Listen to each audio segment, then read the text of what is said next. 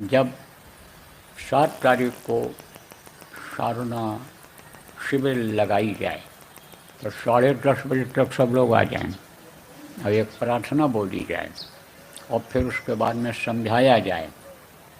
और जब यानी समझो 11 बजने का टाइम आवे तब जो है वो नाम ध्वनि शुरू कर दी जाए, जय गुरुदेव नाम की ध्वनि शुरू कर दी जाए।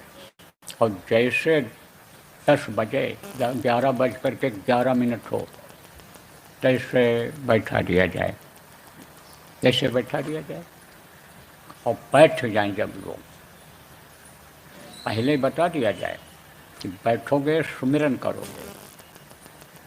सुमिरन केवल यानी एक बार करना रहेगा, ध्यान और भजन कई बार करना रहेगा। जितना देर जो बैठ सके कोशिश ये रहे कम से कम 1 घंटा, कम से कम 1 घंटा, 1.5 घंटा, 2 घंटा, 3 घंटा, 4 घंटा, 5 घंटा, 24 घंटा वाले भी हैं जो लगातार बैठ चुके हैं, मानेंगे वो तो बैठे रहेंगे। तो वो जो बैठे फिर दोबारा जब आवे तब सुमिरन न करे, दोबारा आवे तो मन लगे तो ध्यान लगावे, मन लगे तो भजन करे। तो ये बात पहले बता दी जाए कि सुमिरन 8 माला का जो बताया गया उसको करो, और सुमिरन जब पूरा हो जाए तब ध्यान लगाओ, भजन करो। सुमिरन करने से पहले गुरु का ध्यान लगा लो और फिर ये जो 5 नाम के धनी हैं, नाम ले करके अलग अलग इनका रूप को याद कर लो और फिर गुरु को याद करके प्रणाम कर लो। पहले भी गुरु को याद करो तब अंतर में प्रणाम कर लो।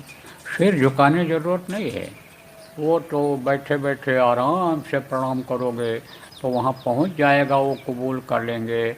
और फिर उसके बाद इसी तरह से ये जो नीचे के धनी हैं जिनके लोगों से ये सूरत ऊपर जाती है उनको याद करके और उनको प्रणाम कर लो, उनको प्रणाम कर लो और फिर गुरु को प्रणाम कर लो याद करके और फिर सुमिरन पर बैठ जाओ। और फिर उसके बाद में सुमिरन करो 8 माला का जो बताया गया, उसमें जिनके नाम को लो उनके रूप को याद करो और उसके बाद में फिर प्रणाम करके और ध्यान पर बैठ जाओ, फिर भजन पर बैठ जाओ। जब आओ तब भी ऐसा कर सकते हो, इसको संपुट कहते हैं। किसको शुरू में याद कर लिया 5 धनियों को, गुरु को, और जब उठे तब याद कर लिया, फिर जब दोबारा बैठना हुआ तब फिर इसी तरह से याद कर लिया, तो इससे विघ्न बाधा कम आती है और मन रुकता है और इनकी भी दया हो जाती है कि ये हमको याद कर रहे हैं, हमसे कुछ चाहते हैं तो हम भी इनकी थोड़ी मदद कर दें।